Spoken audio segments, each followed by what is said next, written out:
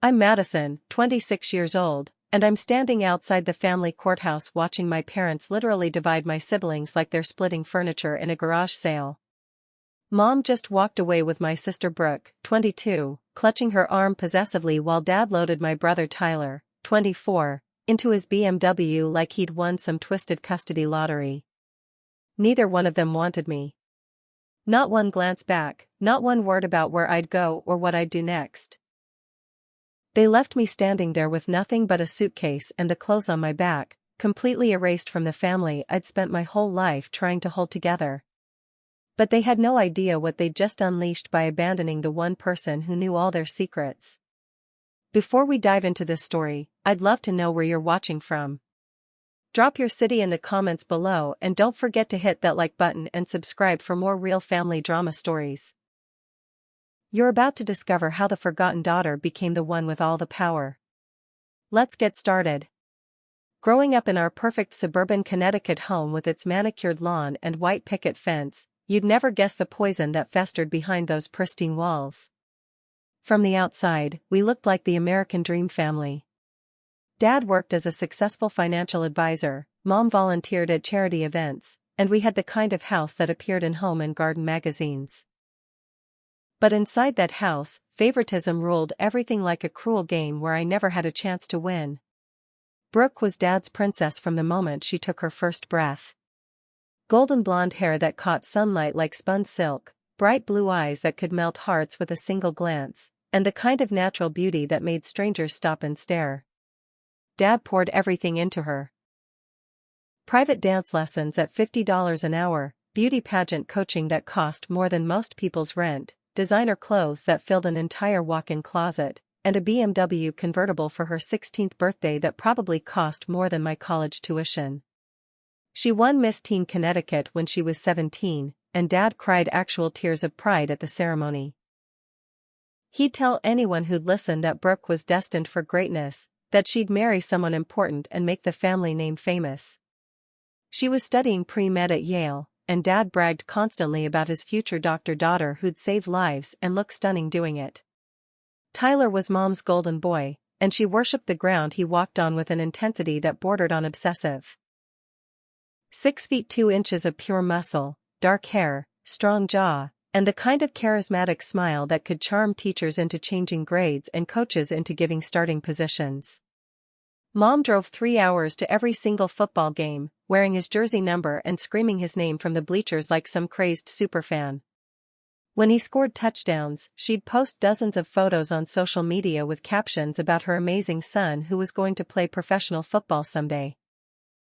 She bought him protein supplements, hired personal trainers, and even convinced Dad to install a full gym in the garage just for Tyler's workouts.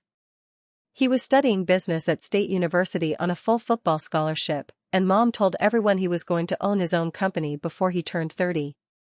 Then there was me, Madison, stuck in the middle and completely invisible to both parents. I had ordinary brown hair that refused to hold curls, average height, and the kind of face that people forgot 5 minutes after meeting me. While Brooke got professional photos taken quarterly and Tyler had action shots from every game, I was lucky if anyone remembered to include me in family Christmas cards. I became the family caretaker by default, the one who noticed when milk expired, when bills needed paying, when appointments got missed. I learned to cook dinner when I was 12 because Mom was always busy driving Tyler to practice and Dad was always working late to pay for Brooke's pageant expenses. But being invisible had its advantages. I saw everything. I noticed when Dad started staying out later and later, claiming client meetings that lasted until midnight. I found the casino matchbooks in his suit pockets, the betting slips tucked inside his briefcase, the credit card statements he tried to hide showing charges to gambling websites. I watched him pace the hallway at 2 in the morning, whispering frantically into his phone about needing more time to pay back money he owed. I saw the fear in his eyes when certain phone calls came in during dinner. I noticed when Mom started taking more and more pills for her supposed chronic pain that never seemed to get better despite countless doctor visits. I found pill bottles hidden in her jewelry box, in kitchen cabinets, taped under bathroom drawers. Different names, different doctors, different pharmacies. I watched her pupils dilate at family dinners, saw her hands shake when she thought no one was looking, heard her crying in the shower when the pills wore off and reality crashed back in. The first crack in our perfect family facade appeared when I was 23 and tried to save everyone from themselves. I approached Dad first, showing him printed articles about gambling addiction and offering to help him find treatment programs. He exploded with rage, screaming that I was an ungrateful daughter who didn't understand the pressure he was under to provide for such an expensive family. When I tried to talk to Mom about her pill problem, she accused me of being jealous of her prescription medications and threatened to have me committed for making up lies about her health. The worst betrayal came when I staged what I thought would be a loving intervention. I researched addiction specialists, printed out treatment center brochures, and planned a family meeting where we could address these problems together with love and support. Instead, both parents turned on me with vicious fury. Dad accused me of trying to destroy his reputation and career. Mom sobbed that I was an evil daughter who wanted to take away her pain medication and watch her suffer. But the crushing blow came when Brooke and Tyler, my own siblings, sided with our parents completely. Brooke looked at me with disgust and announced that I was obviously having some kind of mental breakdown, that Dad was the most generous father in the world, and I should be grateful instead of making up horrible lies. Tyler nodded agreement and said Mom was the best mother any son could ask for, that I was clearly jealous of their close relationship and trying to cause drama for attention. They both suggested I needed serious psychological help for my delusions and paranoia. That night, I realized I was completely alone in a family of 4 other people. They'd all chosen their sides, and none of those sides included me. 2 years later, the house of cards finally collapsed in spectacular fashion. Dad's gambling debts reached critical mass when he lost $80,000 in a single weekend poker game, and Mom got caught doctor shopping when 3 different pharmacies compared notes about her prescription patterns. Their marriage exploded into the kind of divorce war that makes headlines in local newspapers and provides gossip for the entire neighborhood for months. Instead of facing their problems or working toward healing, they immediately weaponized their children against each other like soldiers in a bitter custody battle. Dad hired the most expensive divorce attorney in the state and announced his intention to win full custody of Brooke while painting Mom as an unfit drug addict who couldn't be trusted with goldfish, let alone children. Mom retaliated by hiring her own legal shark and declaring war for Tyler, claiming Dad was a degenerate gambler who'd stolen their son's future to feed his addiction. The choosing ceremony happened on a Tuesday morning in our family living room, with both lawyers present and recording equipment running like some twisted game show. Dad pulled Brooke aside first, whispering promises about paying for medical school, buying her a condo near the hospital where she'd do her residency, and setting up a trust fund that would make her financially independent for life. He painted himself as the victim of Mom's drug addiction, claiming he'd only gambled to escape the stress of living with an addict who was slowly destroying their family. Brooke didn't hesitate for even a moment. She threw her arms around Dad's neck and announced through dramatic tears that she chose him because he'd always been her hero and protector. She declared Mom was sick and needed help that she couldn't provide, but Dad was strong and stable and would always take care of her. The lawyer scribbled notes while Dad smiled triumphantly and Mom's face crumpled with devastating heartbreak. Mom's turn came next with Tyler, and she deployed every emotional manipulation tactic in her arsenal like a master puppeteer pulling strings. She sobbed about being abandoned and betrayed, about how Dad's gambling had stolen their family's security and future. She painted herself as the loyal wife who'd suffered in silence while her husband threw away their children's inheritance on poker tables and roulette wheels. She promised Tyler they'd heal together, travel together, build a new life where she'd dedicate every moment to supporting his football dreams and business ambitions. Tyler fell for every single word. He announced that Mom needed him, that he couldn't abandon her when she was suffering so much pain and betrayal. He said Dad had broken their family with his selfish gambling, and real men protect the women in their lives instead of destroying them. Mom clung to him like a life raft while Dad's lawyer rolled his eyes at the theatrical performance. Then came my turn, and the silence in the room was deafening. I looked at Dad hopefully, thinking maybe he'd realize he needed one loyal child who'd never asked for anything. I looked at Mom with desperate eyes, praying she'd remember all the times I'd taken care of her when the pills made her sick. Instead, they both avoided eye contact like I was invisible furniture that had no bearing on their legal proceedings. Dad's lawyer finally cleared his throat and explained that since I was over 18, no custody arrangements were necessary for me. Dad nodded agreement and mumbled something about me being old enough to take care of myself. Mom shrugged and said I'd always been independent anyway, that I'd probably prefer not being caught in the middle of their divorce drama. Neither parent offered me a place to live, financial support, or even basic acknowledgement that I was their daughter too.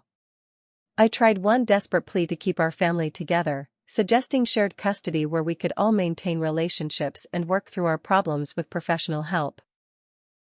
I offered to mediate between them, to help coordinate schedules, to be the bridge that kept us connected as siblings even if they couldn't stay married. My voice cracked as I begged them to consider that destroying our family completely would hurt everyone, especially Brooke and Tyler who'd lose half their support system. Both parents shut down my suggestion immediately and cruelly. Dad said my ideas were naive and unrealistic, that I didn't understand the legal complexities of divorce proceedings. Mom accused me of trying to manipulate the situation for my own benefit, suggesting I wanted to play both sides so I could get money from everyone. They made it crystal clear that I had no voice, no vote, and no value in their new post-divorce world. The most devastating moment came when I looked at Brooke and Tyler for support, hoping my own siblings would speak up for including me in whatever came next. Instead, they both sat silently, avoiding my eyes and offering no words of comfort or solidarity. Brooke was too busy planning her future with Dad's money to spare a thought for her displaced sister. Tyler was too focused on consoling Mom to consider what would happen to me. Moving day was a nightmare that still haunts my dreams years later. Professional movers arrived to divide our childhood home down to the last spoon and family photograph. Dad took the expensive furniture, electronics, and anything that could be sold for significant money. Mom claimed the sentimental items, photo albums, and decorations that held emotional value. They split everything with surgical precision, like they were dividing business assets rather than dismantling a family home. I watched helplessly as they packed up my entire childhood without consulting me about a single item. Dad took my high school trophies because they were displayed in his office. Mom claimed my grandmother's ring because it was family jewelry. They divided my books between them based on whether they were educational or recreational reading. I wasn't allowed to keep anything that either parent wanted for themselves or their chosen child. When the movers finished, I was left standing in an empty house with one suitcase of clothes and a few personal items that nobody else wanted. No furniture, no keepsakes, no photographs of family memories. Just the bare bones of what used to be my bedroom and a crushing realization that I'd been erased from my own family history. The final insult came when both parents spent the next week calling relatives and family friends with their version of events. They told everyone that I had chosen to move out because I couldn't handle the stress of their divorce. They painted themselves as concerned parents who'd offered me support that I'd stubbornly refused. They made me sound like a rebellious adult daughter who'd walked away from a loving family for no good reason. By the time I could contact relatives to tell them the truth, they'd already heard Mom and Dad's fabricated story and assumed I was just bitter about my parents' divorce. Nobody questioned why a loving family would let their daughter become homeless. Nobody wondered why I didn't have any family furniture or photographs. They all just accepted the narrative that I'd chosen this situation for myself. The studio apartment I could afford on my retail salary was 800 square feet of desperation located above a laundromat in the worst part of town. The walls were paper thin, the heating didn't work properly, and the neighbors included a drug dealer, an elderly woman who screamed at invisible people, and a couple who fought so loudly that police visited weekly. My bed was an air mattress that deflated every few days, my kitchen table was a cardboard box, and my only chair was a milk crate I'd stolen from behind a grocery store. Working 2 minimum wage jobs just to afford rent and ramen noodles, I spent my days stocking shelves at a discount store and my nights cleaning office buildings when everyone else had gone home. My hands were constantly raw from cleaning chemicals, my back ached from lifting boxes and mopping floors, and I fell asleep each night too exhausted to even cry about my situation anymore. Meanwhile, my former family was living their best lives without sparing a single thought for the daughter and sister they'd discarded like garbage. Dad's social media was an endless parade of expensive restaurants, weekend trips, and shopping sprees with Brooke. Photos of father-daughter spa days, Broadway shows, and luxury hotels filled his Instagram feed with captions about being blessed with such an amazing daughter. He bought her a brand new Audi when her BMW got a scratch in a parking lot. He paid for professional photography sessions where Brooke posed in designer clothes that cost more than I made in 6 months. They looked like the perfect father-daughter duo living their dream life without a care in the world. Mom's Facebook was equally painful to scroll through, featuring constant updates about Tyler's football achievements and their mother-son adventures. Photos of them at five-star restaurants, European vacation selfies, and Tyler's football highlights with Mom cheering from luxury box seats. She hired a personal chef to prepare Tyler's meals, bought him custom workout equipment, and arranged private tutoring to maintain his grades while he focused on athletics. Her posts gushed about being Tyler's biggest fan and best friend, like their relationship was the most important thing in her universe. The photos that hurt most were the family gatherings where they'd clearly cropped me out or simply never invited me. Thanksgiving dinners, Christmas mornings, birthday celebrations, graduation parties. For people who used to live in the same house, now living as two separate families who'd apparently forgotten a fifth person ever existed. No empty chair at dinner tables, no mention of missing family members, no acknowledgement that their family used to include someone else. My breaking point came during a particularly brutal January when I was working 16-hour shifts to pay for both rent and heat. I'd been surviving on crackers and peanut butter for 3 weeks because I couldn't afford groceries, and my body finally rebelled against the impossible schedule and malnutrition. I collapsed while mopping floors at the law firm where I worked nights, hitting my head on the corner of a desk and bleeding all over the carpet I'd just cleaned. The ambulance took me to the emergency room where doctors discovered I was severely dehydrated, malnourished, and suffering from exhaustion that bordered on dangerous. They kept me overnight for observation and treatment, hooking me up to 4 fluids and monitoring my vital signs every few hours. The social worker who visited my bedside asked about emergency contacts, and I realized with crushing clarity that I had absolutely nobody to call. I gave them my parents' phone numbers anyway, hoping that medical emergency might break through their indifference and remind them they had another child. The social worker called both numbers and left detailed messages explaining that I was hospitalized and needed family support. She called again the next day when nobody responded to the first messages. She tried one more time before my discharge, leaving urgent voicemails that emphasized the seriousness of my condition. Neither parent ever called the hospital back. Neither parent visited. Neither parent even acknowledged that they'd received messages about their daughter being hospitalized alone. I was discharged with instructions to rest, eat nutritious meals, and follow up with a primary care physician I couldn't afford to see. I took the bus back to my studio apartment and cried for 6 hours straight, finally accepting the reality that my family didn't care if I lived or died. That night marked the end of my desperate hope for reconciliation and the beginning of my transformation into someone who could survive without their love or support. I realized that continuing to hope for their affection was slowly killing me, both literally and emotionally. If they could ignore their daughter's hospitalization, they were never going to change their minds about wanting me in their lives. I found Dr. Sarah Chen through a community health center that offered sliding scale therapy for people who couldn't afford traditional counseling. She was a small, fierce woman in her 50s who'd immigrated from Taiwan and built a practice specializing in family trauma and abandonment issues. From our very first session, she believed every word I told her about my family's dysfunction and cruelty, validating experiences that everyone else had dismissed as exaggeration or lies. Dr. Chen helped me understand that my family's behavior wasn't normal or acceptable, that children aren't supposed to compete for basic parental love and attention. She explained concepts like scapegoating, golden child syndrome, and emotional abandonment that gave names to experiences I'd never been able to articulate. Most importantly, she taught me that their inability to love me was their failure, not evidence of my worthlessness. During our sessions, I began sharing stories about my parents' addictions and the evidence I'd observed over years of being invisible in their house. Dr. Chen suggested I start documenting these experiences, not for revenge but for my own healing and validation. She encouraged me to write down specific dates, conversations, and incidents while my memory was still clear, explaining that trauma survivors often benefit from having concrete records of their experiences.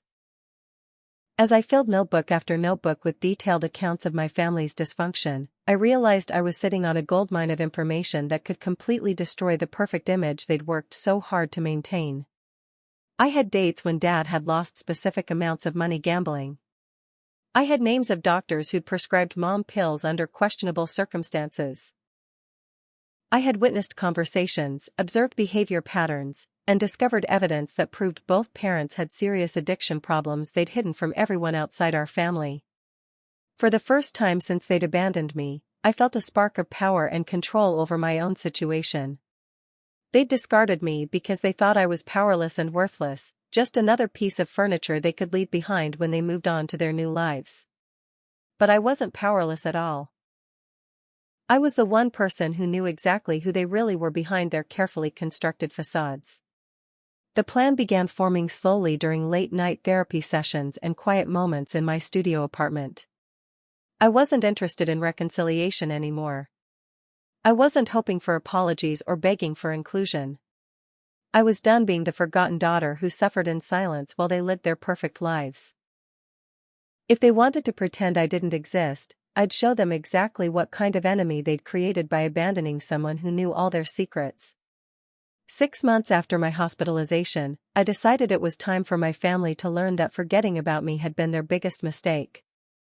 I'd spent those months carefully planning my approach, researching the best ways to expose their secrets without breaking any laws, and building a support network that could help me execute my plan effectively.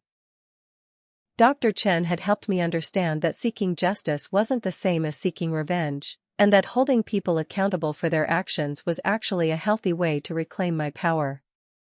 My first target was Dad's gambling addiction, specifically the massive debts he'd hidden from Brooke while convincing her that choosing him meant choosing financial security. Through my research, I'd discovered that Dad owed money to at least 3 different underground poker games, had maxed out multiple credit cards on sports betting websites, and had secretly taken out a second mortgage on the house to cover gambling losses. Most shocking of all, he'd completely emptied Brooke's college trust fund that our grandparents had established when she was born. I started by anonymously mailing Brooke copies of Dad's credit card statements from the past 2 years, highlighting charges to gambling websites, cash advances taken at casinos, and payments to bookies whose names I'd found in Dad's phone contacts. I included bank statements showing the steady depletion of her trust fund, with notes explaining that the money had been transferred to cover Dad's poker debts rather than saved for her medical school expenses.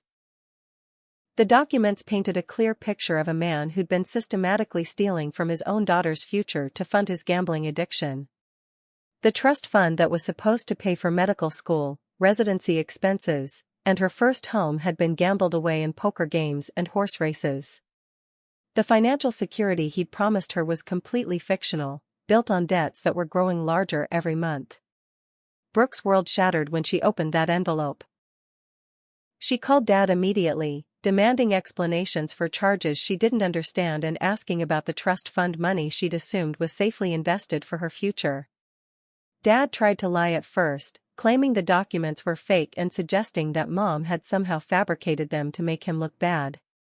But when Brooke insisted on visiting the bank together to check her trust fund balance, he couldn't hide the truth anymore. The screaming match between Brooke and Dad lasted for 3 hours and could be heard throughout their entire upscale neighborhood. Neighbors called police twice, worried that someone was being attacked inside the house. Brooke discovered that not only was her trust fund empty, but Dad had also been using her social security number to open credit cards that were now maxed out and destroying her credit rating. The man she'd chosen as her protector had actually been stealing her identity and her future. But Dad was a master manipulator who'd had years of practice controlling his family through emotional blackmail and gaslighting. Instead of accepting responsibility for his gambling addiction and theft, he launched into a sob story about the stress he'd been under since the divorce. He claimed Mom's drug addiction had driven him to gambling as a way to cope with the pain of watching his wife destroy herself. He insisted that he'd always planned to pay back Brooke's trust fund once his financial situation improved. Most insidiously, Dad blamed me for exposing his secrets and destroying their father-daughter relationship. He told Brooke that I was obviously having a mental breakdown and targeting our family with malicious lies designed to hurt everyone I'd once claimed to love. He painted himself as the victim of a vindictive daughter who was jealous of Brooke's success and wanted to destroy our family out of spite and resentment. Meanwhile, I was simultaneously working to expose Mom's prescription drug operation to Tyler, who had no idea that his beloved mother was actually a high-functioning addict who'd been using him as an unwitting accomplice in her drug trafficking schemes. Through careful investigation, I'd discovered that Mom had been using Tyler's name, address, and insurance information to obtain prescriptions from doctors who thought they were treating a young athlete with legitimate sports injuries. I compiled evidence showing that Mom had been doctor shopping across 3 different counties, using fake symptoms and Tyler's athletic history to obtain massive quantities of opioid painkillers, anxiety medications, and stimulants. She'd convinced doctors that Tyler needed these medications for football-related injuries, chronic pain from training, and anxiety about athletic performance. In reality, she was selling most of the pills to dealers while keeping enough for her own addiction. Tyler received his envelope on the same day as Brooke, filled with prescription records showing medications supposedly prescribed for his injuries that he'd never actually received. The documents revealed that according to medical records, Tyler had been treated for broken ribs, torn ligaments, concussions, and chronic back pain that would have made football playing impossible. Insurance records showed thousands of dollars in medical claims for treatments Tyler had never received and medications he'd never taken. The most damning evidence was a recorded phone conversation I'd managed to capture between Mom and one of her dealers, discussing Tyler's upcoming games and how his athletic success was helping her obtain more prescriptions. Mom was actually using Tyler's football career as cover for her drug operation, telling doctors that a promising young athlete needed pain management to continue playing at elite levels. Tyler confronted Mom that evening, bringing printed copies of all the evidence and demanding explanations for prescriptions he'd never authorized and medical treatments he'd never received. Mom tried the same manipulation tactics that had worked on Tyler for years, crying about her chronic pain and insisting that she needed these medications to function as his supportive mother. She claimed the prescriptions were legitimate treatments for pain that prevented her from being there for his football games and academic needs. But the evidence was too overwhelming to dismiss or explain away. Tyler discovered that Mom had been using his identity to commit prescription fraud for over 3 years, potentially making him criminally liable as an accessory to drug trafficking. His football scholarship was at risk, his academic standing could be compromised, and his entire future was threatened by association with Mom's criminal activities. The family group chat that had never included me suddenly exploded with accusations, denials, and blame shifting as both golden children realized their chosen parents had been lying to them about everything. Brooke accused Mom of somehow manipulating Dad into gambling to make him look bad. Tyler blamed Dad for driving Mom to drugs through his gambling addiction. Both parents pointed fingers at each other while insisting their own addictions were justified responses to their spouses' betrayals. But the most satisfying part of watching their perfect family implode was seeing Dad and Mom both realize simultaneously that only one person could have gathered such detailed evidence about their secret addictions and criminal activities. They both knew that their discarded daughter, the invisible middle child they'd abandoned without a second thought, was the only family member who'd been in position to observe and document their behavior over the years. Dad called my phone for the first time since the divorce, screaming that I was a vindictive sociopath who was destroying innocent people's lives for entertainment. He threatened to have me arrested for harassment, sued for defamation, and committed to a mental institution for stalking behavior. He insisted that everything I'd revealed was lies and manipulation designed to turn his daughter against him during his time of greatest need. Mom sent text messages alternating between threats and desperate pleas, calling me an evil daughter who was trying to destroy her relationship with Tyler out of jealousy and spite. She claimed that I was manufacturing evidence and forging documents because I couldn't stand watching her happiness with her chosen son. She threatened to tell everyone I was having a psychotic breakdown and making up stories about prescription fraud that could land me in legal trouble. Both parents demanded that I stop my harassment immediately and apologize for the lies I was spreading about their character and parenting abilities. They insisted that Brooke and Tyler would eventually realize I was lying and manipulating them, and that I'd end up more alone than ever when my siblings discovered my true vindictive nature. They were absolutely convinced that their golden children would choose loyalty to their chosen parent over evidence of that parent's criminal behavior. They had no idea how wrong they were, or how much worse things were about to get for both of them. ## Part 6, The Gambling Scandal Explodes. 3 weeks after my initial revelations, Dad's gambling addiction spiraled into a full-blown crisis that threatened everyone around him. The underground poker games and loan sharks I'd been tracking through his financial records were no longer patient about collecting their debts, and Dad's attempts to gamble his way out of the hole had only made everything infinitely worse. What started as $80,000 in debt had ballooned to over $200,000, with interest rates and penalty fees that increased daily. I'd been monitoring Dad's financial situation through credit monitoring services and public records, waiting for the perfect moment to expose the full extent of his gambling problem to Brooke. The opportunity came when I discovered that Dad had secretly listed their shared home for sale, planning to use the proceeds to pay off gambling debts without telling Brooke that she was about to become homeless. He'd forged documents claiming sole ownership and had been showing the house to potential buyers while Brooke was at medical school classes. The anonymous tip I sent to Brooke included real estate listings for her own home, complete with photos of her bedroom and personal belongings being displayed for strangers to evaluate. The listing described the house as being sold by a motivated single owner who needed to close quickly for financial reasons. Brooke discovered that Dad had already accepted an offer $20,000 below market value because the buyers were willing to close within 2 weeks. When Brooke confronted Dad about selling their home without her knowledge, he broke down completely and confessed the true scope of his gambling addiction. Through tears and hyperventilation, he revealed that he owed money to dangerous people who'd started making threats about collecting their debts through violence if necessary. He'd gambled away not just Brooke's trust fund, but also his retirement accounts, their joint savings, and the equity from their family home. The loan sharks had started following Dad to work, sitting in the parking lot of his financial planning office and making it clear to his clients that he was involved with unsavory people. His professional reputation was crumbling as word spread about his gambling problems, and several clients had already withdrawn their investments and terminated their contracts. The business he'd spent 20 years building was collapsing along with his personal finances. But the truly terrifying revelation came when Dad admitted that the loan sharks had started asking about his family members, specifically mentioning Brooke by name and describing her daily routine in disturbingly accurate detail. They knew what time she left for classes, where she studied between lectures, and which coffee shop she frequented on campus. They'd made it clear that Dad's gambling debts could be transferred to his daughter if he couldn't pay up soon. Brooke's comfortable world of medical school and luxury shopping trips vanished overnight as she realized she was now a target for violent criminals who saw her as collateral for Dad's unpaid gambling debts.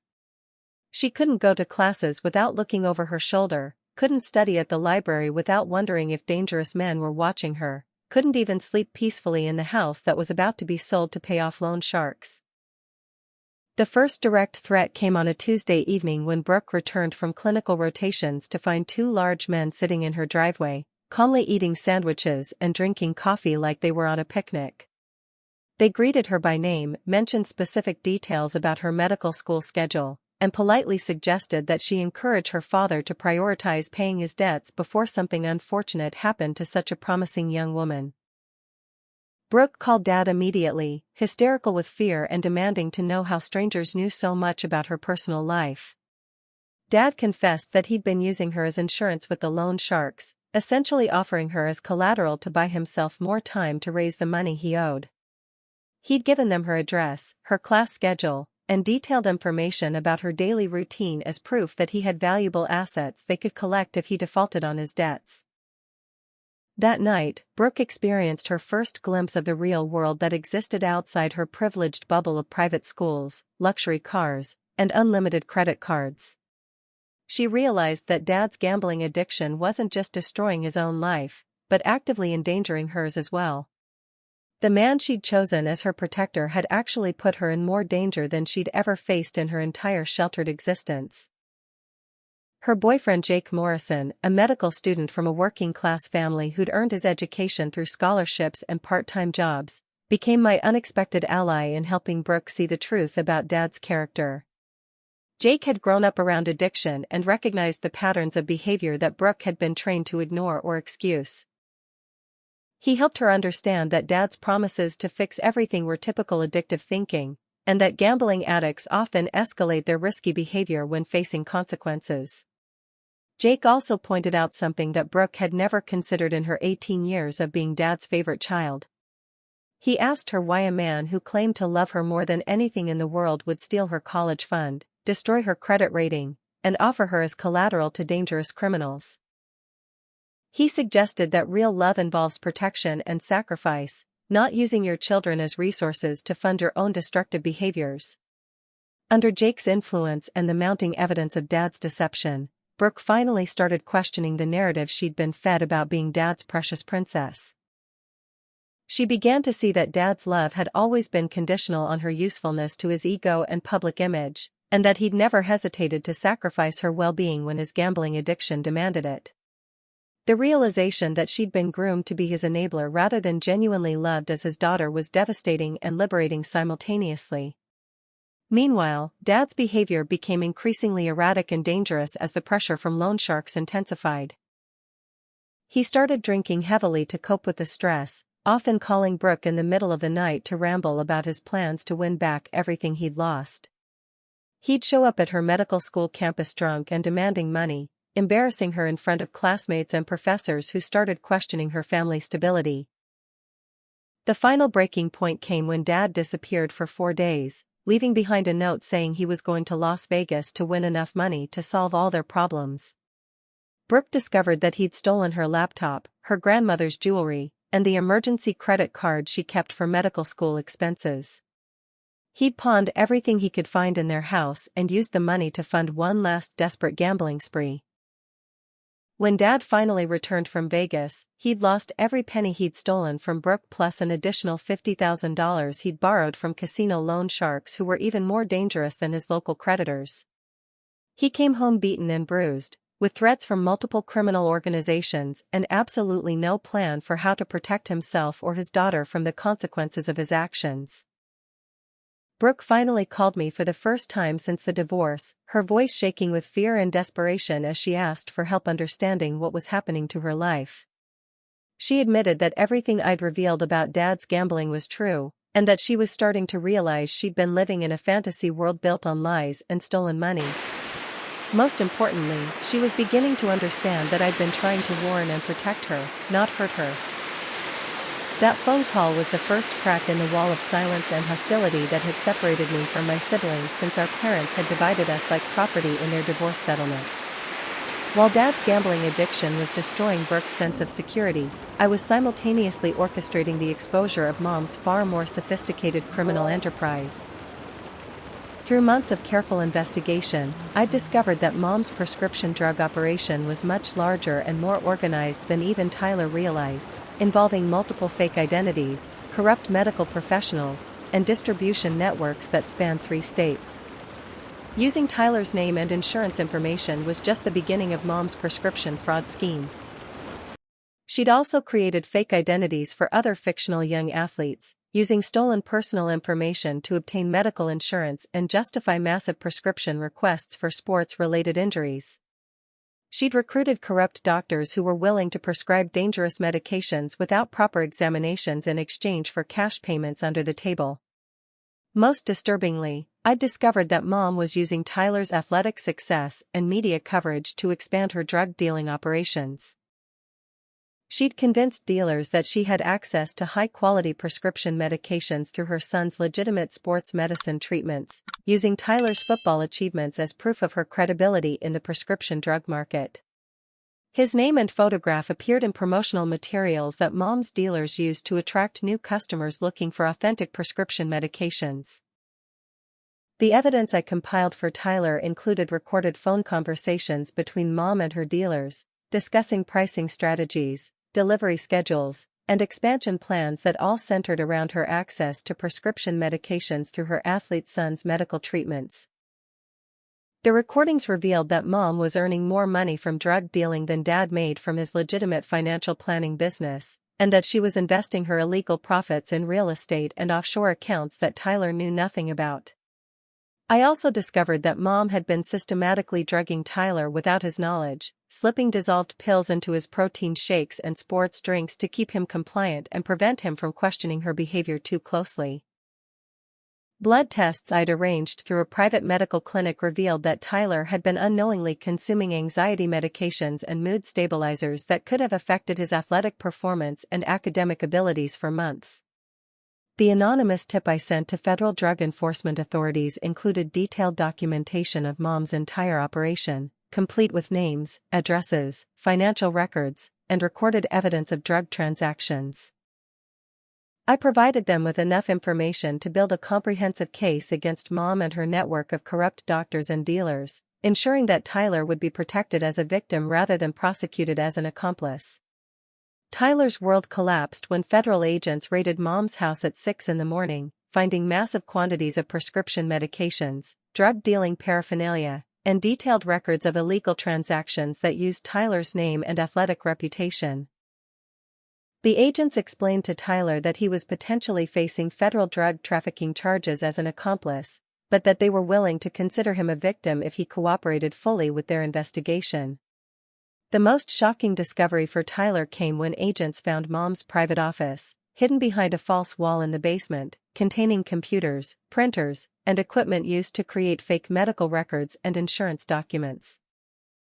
The office walls were covered with photographs of Tyler playing football, newspaper clippings about his athletic achievements, and fake medical records documenting sports injuries he'd never suffered. Mom had essentially built a shrine to Tyler's athletic career that served as the foundation for her criminal enterprise. She'd been using his success and reputation to legitimize her drug-dealing operation, telling doctors, dealers, and customers that she had special access to prescription medications through her promising athlete son who needed pain management for his demanding training schedule.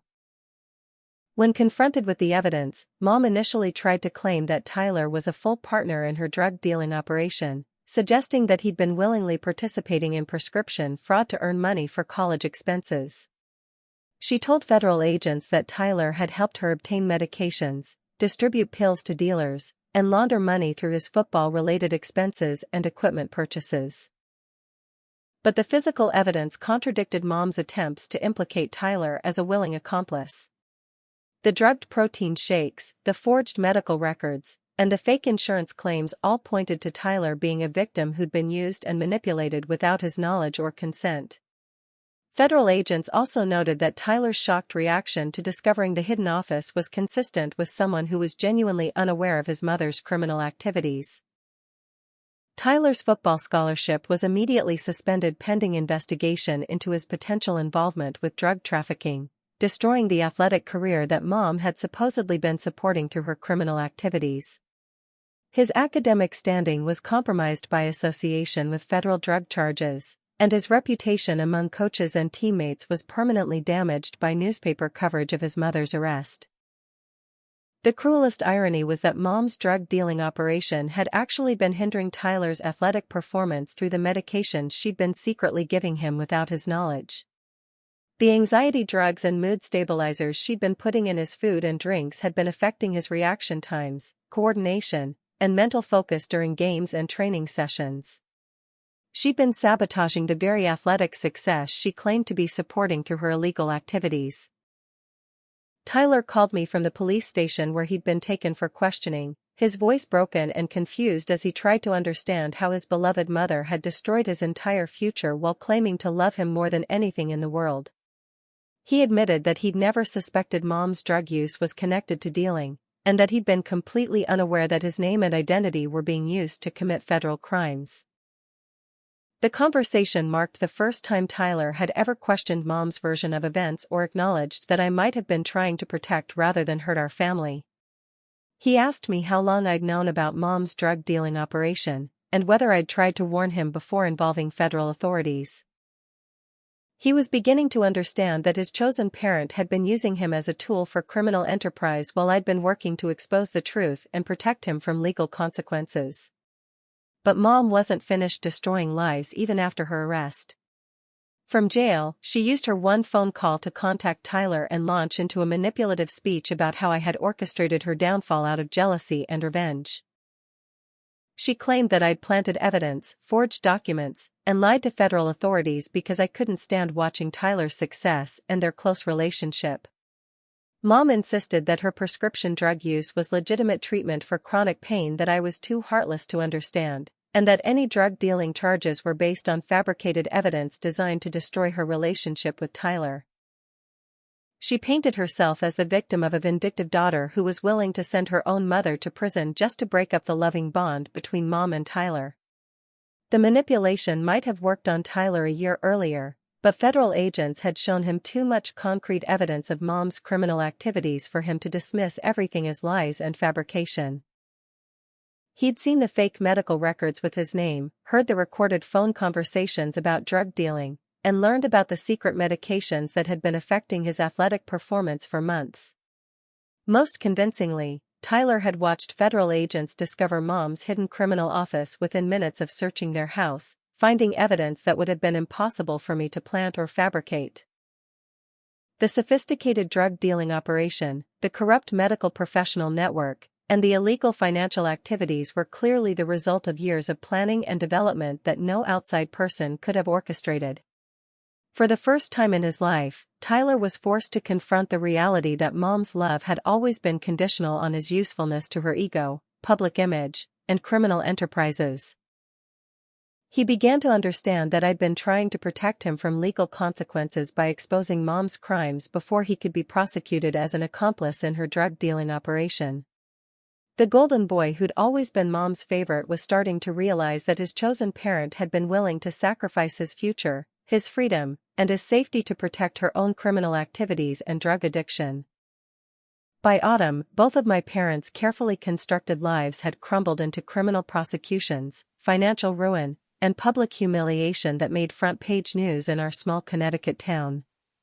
Dad was facing federal bankruptcy proceedings, assault charges from a loan shark confrontation that had turned violent, and potential prison time for financial fraud related to his gambling debts.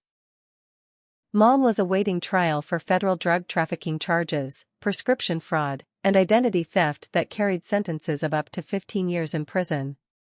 The house where we'd grown up was seized by federal agents as proceeds of criminal activity, since Mom had used drug-dealing profits to help pay the mortgage and Dad had used gambling winnings to fund major renovations. Brooke and Tyler found themselves suddenly homeless, with no financial resources and reputations permanently damaged by association with their parents' criminal activities. The golden children who'd once enjoyed unlimited privileges were now struggling to afford basic necessities.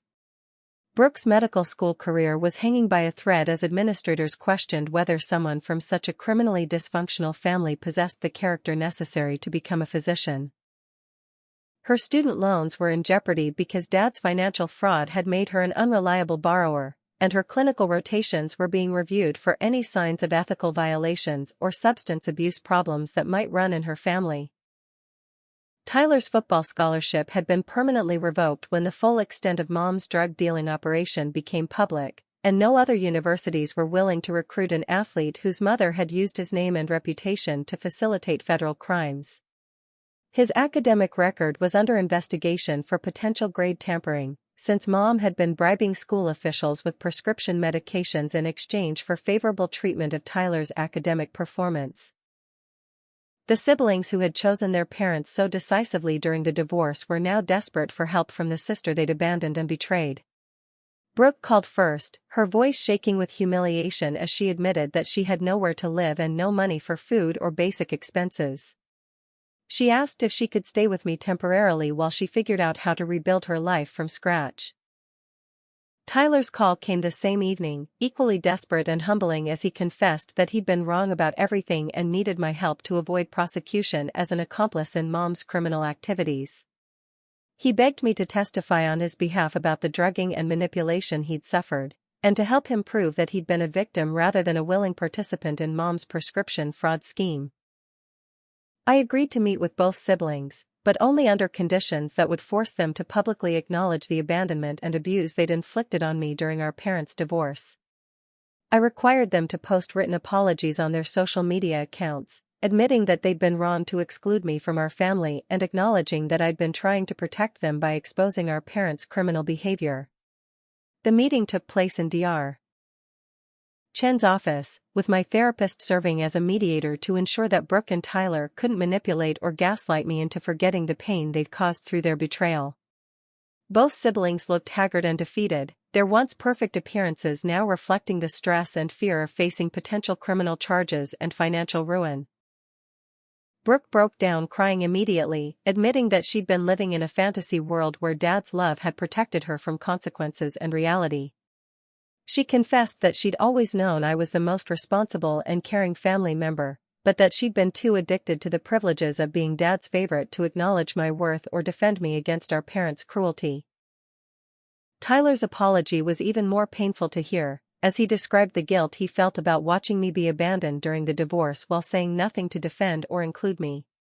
He admitted that he'd known Mom's behavior was becoming increasingly erratic and dangerous, but that he'd been too afraid of losing her love and support to confront her about her obvious drug addiction and criminal activities. Both siblings begged for forgiveness and help, promising that they understood now how wrong they'd been and how much damage they'd caused by choosing their addicted parents over their innocent sister. They offered to do anything necessary to make amends and rebuild our relationship, including testifying against our parents in criminal proceedings and publicly acknowledging the truth about our family's dysfunction. But I wasn't interested in immediate forgiveness or reconciliation. I told them honestly that their apologies, while necessary, couldn't undo years of betrayal and abandonment that had nearly destroyed my mental health and financial stability. I explained that trust needed to be rebuilt slowly through consistent actions, not just words spoken during a crisis when they needed my help.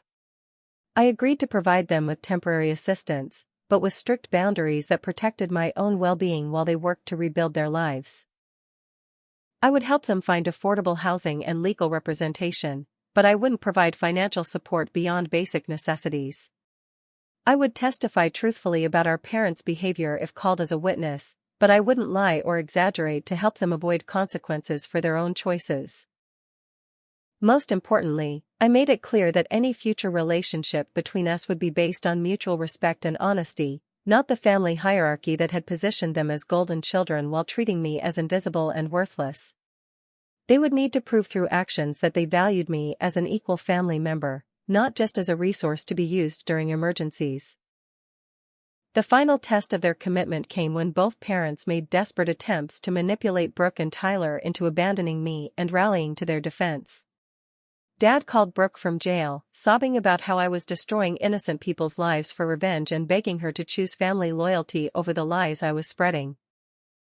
Mom sent Tyler emotional letters claiming that I was mentally ill and dangerous, and that he should distance himself from me before I destroyed his life the way I'd supposedly destroyed hers.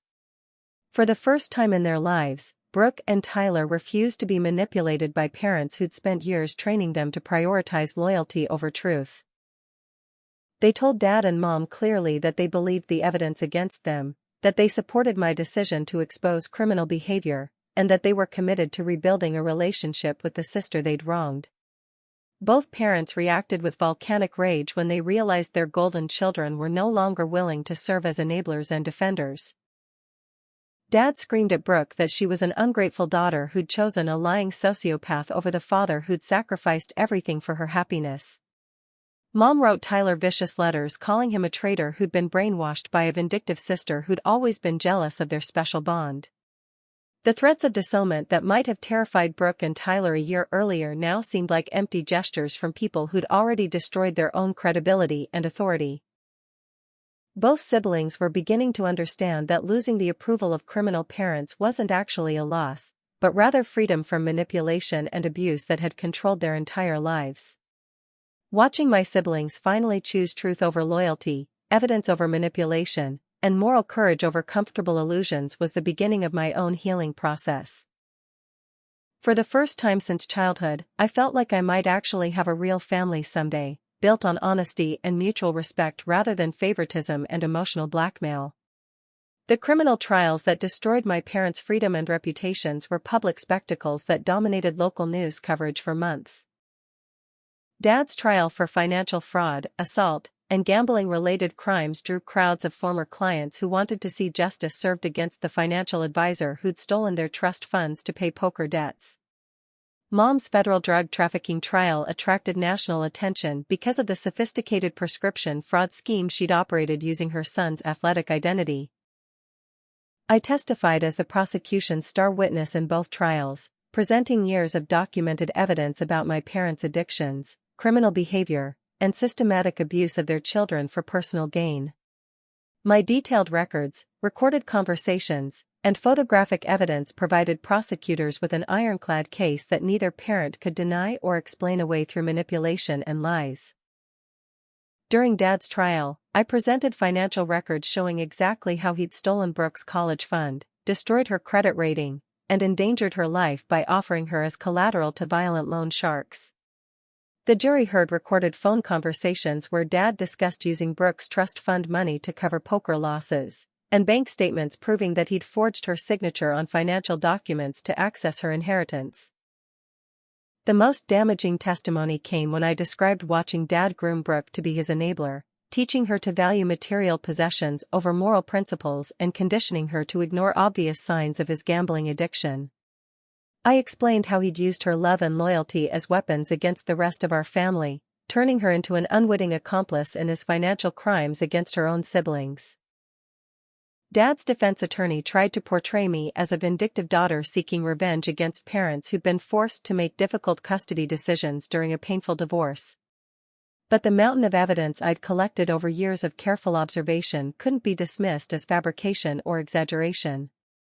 The judge noted that my testimony was corroborated by financial records, phone recordings, and witness statements that painted a clear picture of systematic criminal behavior. The moment Dad was sentenced to 5 years in federal prison for financial fraud and assault was the culmination of justice I'd been seeking since the day he abandoned me outside the courthouse. Watching him realize that his gambling addiction had cost him his freedom, his reputation, and his relationship with his children was deeply satisfying for the daughter he'd deemed worthless and disposable. Mom's trial was even more dramatic, featuring testimony from federal agents who described the sophisticated drug-dealing operation she'd built using Tyler's athletic career as cover for prescription fraud. The prosecution presented evidence showing that Mom had earned over $500,000 selling prescription medications while simultaneously destroying Tyler's health through forced drugging and manipulation.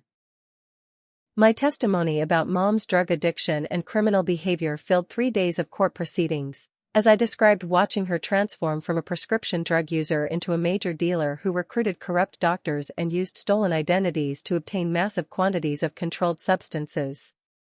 The jury heard recorded conversations where Mom discussed using Tyler's football success to attract new customers and expand her distribution network.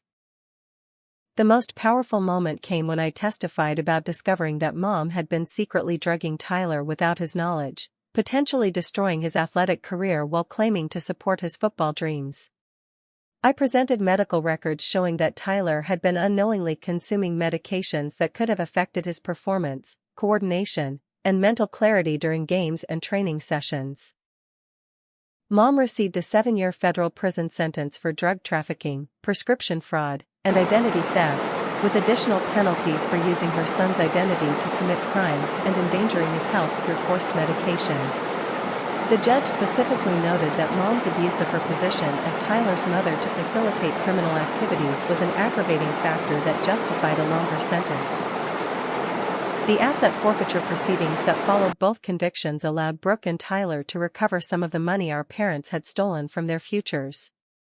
The court ordered Dad to pay restitution for Brooke's stolen trust fund, and Mom's illegal drug profits were seized and distributed to the victims of her crimes, including Tyler, who was compensated for the identity theft and forced drugging he'd suffered. Extended family members who had believed our parents' lies about my supposed mental breakdown and vindictive behavior finally learned the truth about the systematic abuse and criminal behavior I'd been trying to expose for years.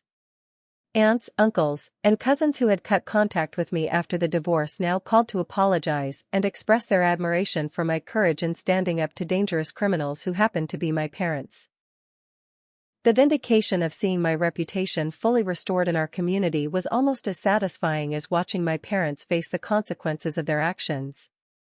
People who had believed I was a troubled young woman having a breakdown now understood that I was actually the whistleblower who'd exposed a family criminal enterprise that had been operating for years. My professional life benefited dramatically from the crisis management skills I'd developed while surviving my family's dysfunction and gathering evidence against my parents' criminal activities. The law firm where I'd been working night shifts as a cleaner promoted me to a paralegal position when they learned about my role in building federal criminal cases, and other firms began recruiting me for positions that utilized my investigative abilities and attention to detail. The most satisfying aspect of my parents' downfall was watching them realize that abandoning me had been the biggest strategic mistake of their criminal careers. If they'd maintained a relationship with me, they could have controlled my access to information and manipulated me into keeping their secrets. By discarding me as worthless, they'd created an enemy who had nothing to lose and everything to gain from exposing their crimes. Neither parent has ever apologized for the abandonment, abuse, and betrayal they inflicted on me during the divorce and its aftermath. Dad continues to blame me for destroying his life, claiming that a loving daughter would have helped him overcome his gambling addiction rather than exposing his crimes to authorities. Mom insists that I'm mentally ill and vindictive, and that she was the victim of a daughter who manufactured evidence to destroy an innocent mother. Their inability to accept responsibility for their actions, even while serving federal prison sentences, confirmed that I'd made the right decision in choosing justice over family loyalty.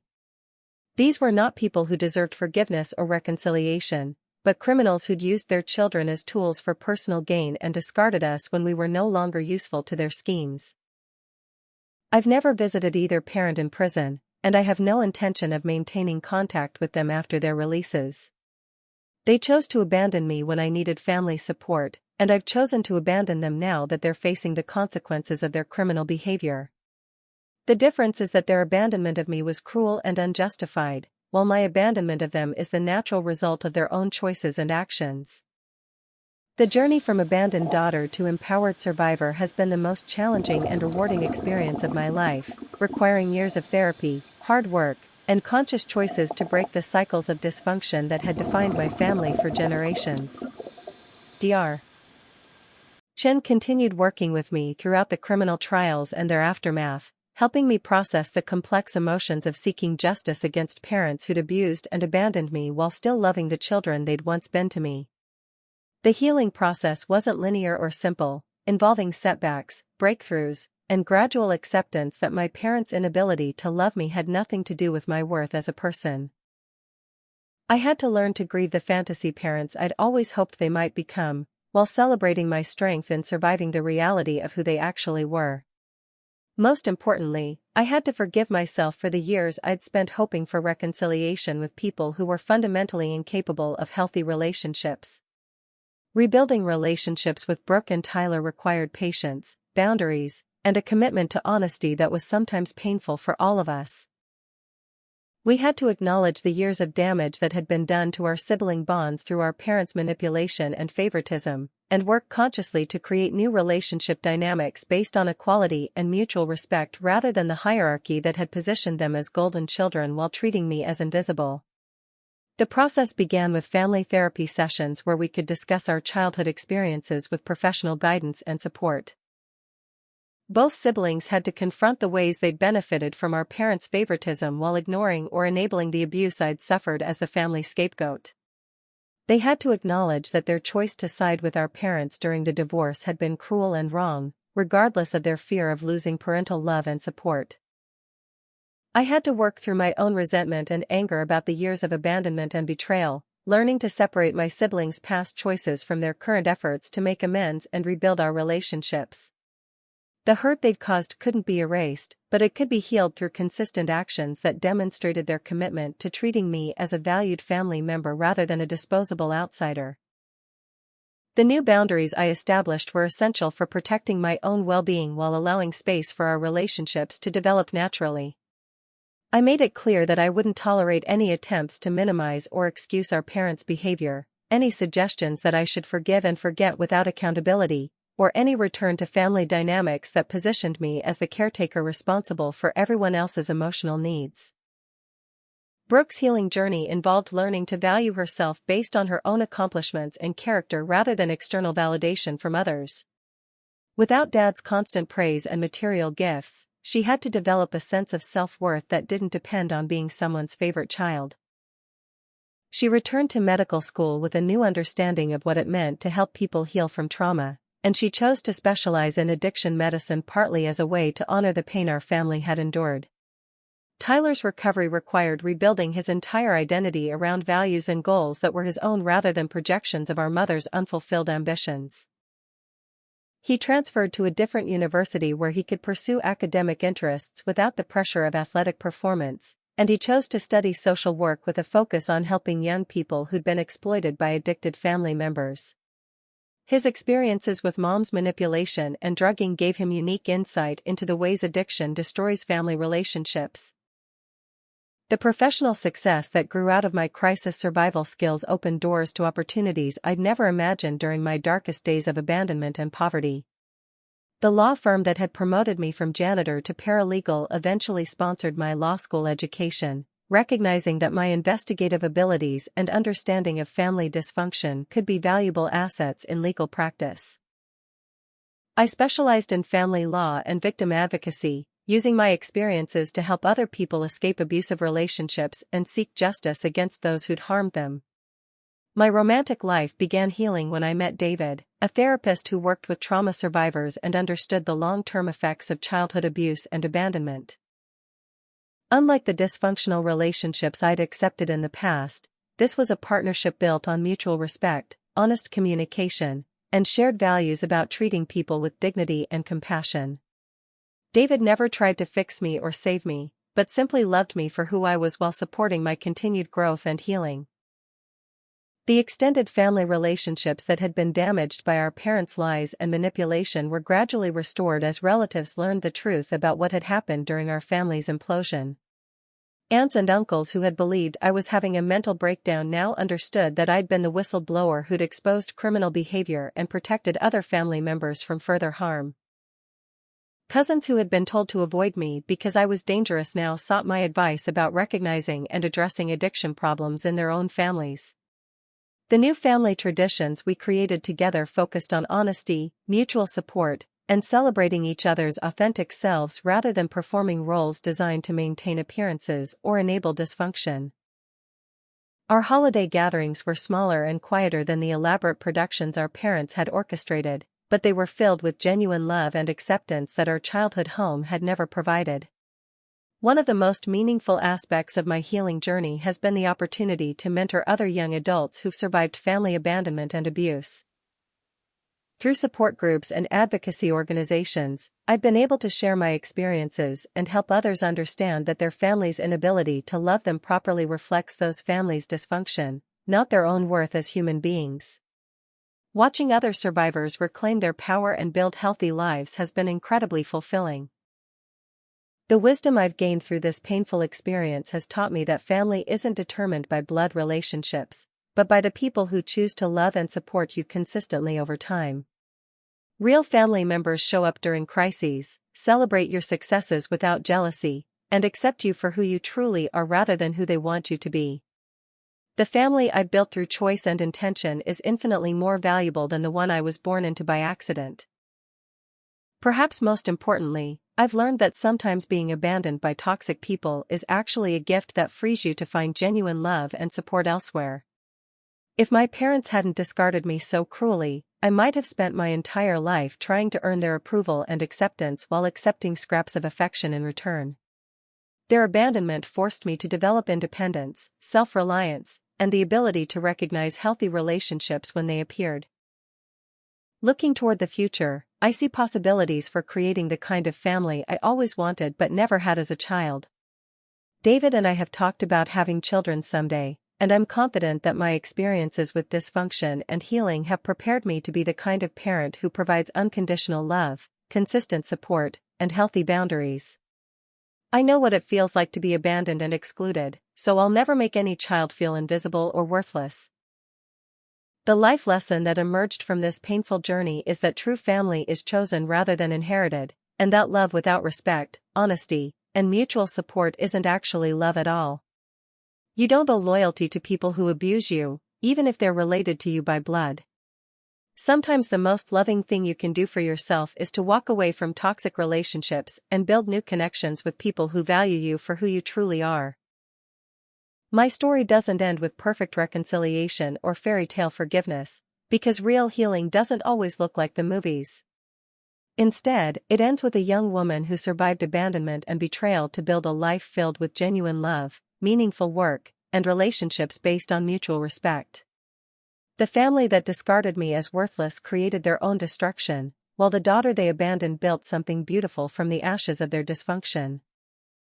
What would you do if your family abandoned you during their divorce? Have you ever had to choose between family loyalty and doing the right thing? Share your thoughts in the comments below and let me know if my story resonates with your own experiences. Don't forget to like this video if it helped you feel less alone in your own family struggles, and subscribe for more real stories about overcoming abandonment and abuse. Share this with anyone who needs to know that being discarded by toxic family members isn't the end of your story, but the beginning of your freedom to create better relationships. Thank you for listening to my journey, and I hope it gives you courage to believe that you deserve love and respect from the people in your life. Here's to building chosen families that actually choose to love us back.